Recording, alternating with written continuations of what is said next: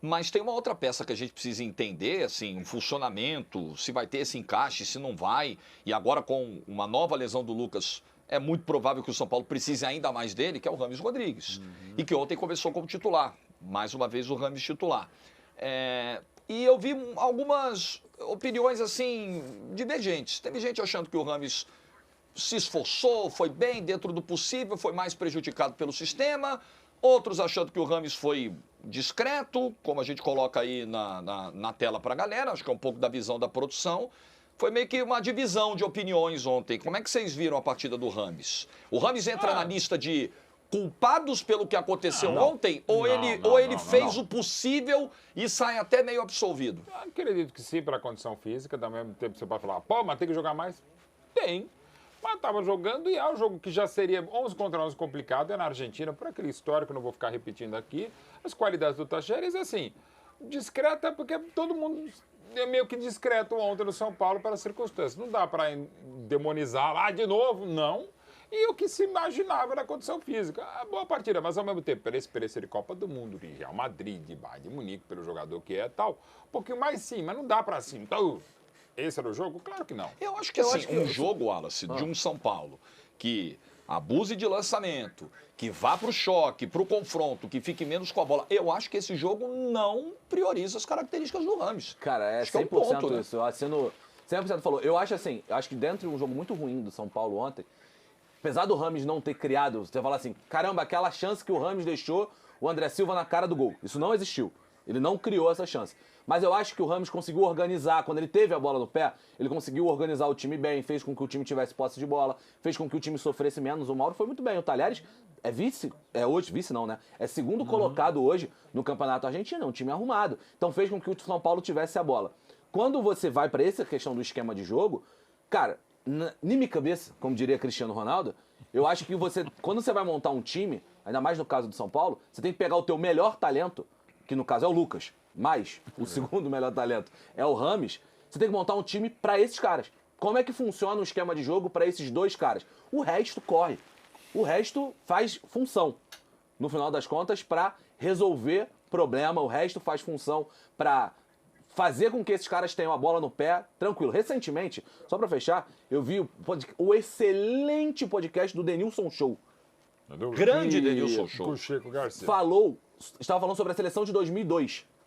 E eles falando assim, cara, muita gente acha que aquela seleção só jogava pra frente, que só jogava com a bola, que só... Eles mesmos falaram. Aquela seleção eram 9 caras correndo pra 2 decidirem.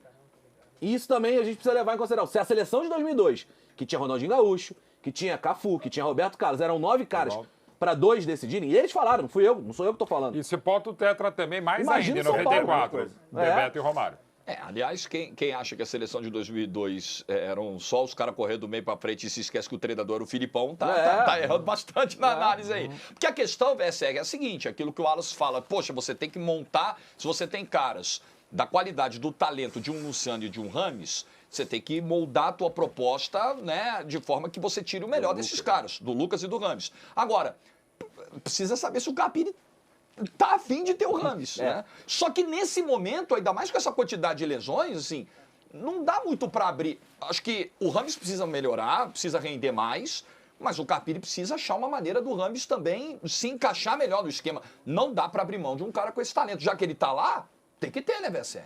Não, tem que ter. Você tem que fazer, você tem que usar um Rames próximo do que ele é da seleção colombiana. Ontem eu estive lá no programa do Craque Neto. Não vi. E falei lá, e aí ele falou, e é verdade, o Rames sempre jogou mais na Colômbia do que nos clubes. Inclusive no Real, inclusive no Bayern. Então, assim, isso é uma constante na carreira dele. Mas cabe ao São Paulo chegar próximo de usar e de se beneficiar do Rames, como a seleção colombiana faz.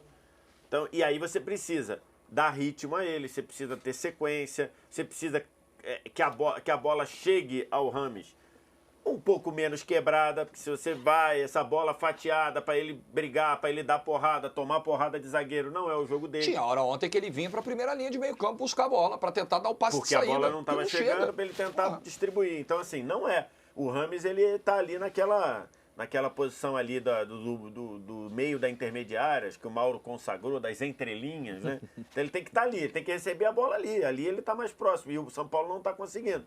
E é mais um problema do São Paulo que não aconteceu na mão do Carpini, né? Você não tem... Até para o próprio Lucas tem sido difícil.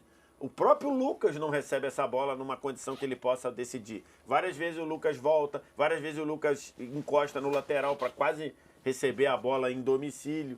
Então, assim, acho que é um pouco dessa falta de condução, de construção do time sob o comando do Carpini. Ontem, eu acho que até porque a gente imaginava do Rames, eu acho que ele fez até um jogo ok. Para um cara que estava voltando, sendo titular e tudo. Então, a prova é que ontem foi noticiado como um acontecimento. O Rames vai ser titular. Foi noticiado como um acontecimento. No grupo... Teve plantão. No nosso grupo de WhatsApp que a gente vende as notícias, nossa grande Priscila Siorange botou lá: Rames vai ser titular, exclamação. Caixa alta, exclamação. Assim, que era uma coisa que não deveria acontecer, deveria ser. Só que é agora que não tá devia acontecendo. acontecer no nosso grupo ou o próprio Rames, assim, tamanho? Não deveria acontecer esse espanto com o Rames ser titular. O Rames ser titular deveria ser uma coisa normal. É que no São Paulo, na realidade, nessa conflituosa relação Rames-São Paulo, o Rames ser titular é vendido como uma grande notícia. Não deveria.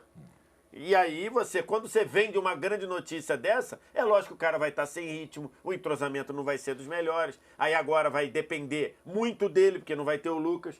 O próximo jogo do São Paulo é... Cobressal. O cara lá... Cobressal é um time bem frágil, mas o cara deve falar, ó, não vai jogar o Lucas, vai ser tudo em cima do Rames, cola ô fulano, cola no Rames aí, já vai dificultar, então é tudo uma sequência de eu só tenho um situações. ponto, Jorge, que eu acho que tudo isso que a gente está falando sobre o Carpini é verdadeiro, etc.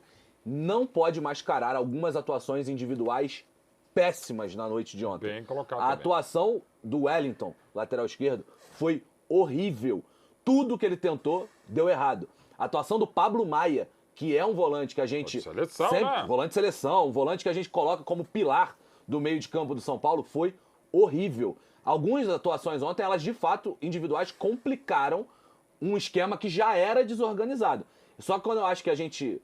E eu acho que a gente foi bem aqui no programa, na nossa análise, é claro que o Carpini tem culpa. Acho que ele é o maior culpado. Não dá pra retirar dele a maior culpa. Mas você tem questão com o DM, não dá pra quantidade de lesões que o São Paulo tem, musculares. Não dá. Isso está além do treinador. Atuações individuais, claro, passa pelo treinador, mas também precisa ser cobrado. Porque no final das contas, às vezes, quando o técnico vira vidraça, você só fala do técnico, os outros culpados dão uma escondidinha. Mas ele vem pra aqui, opa, estão só batendo no Carpini, eu venho pra cá, vou me esconder. E isso não pode acontecer. Mas pra pegar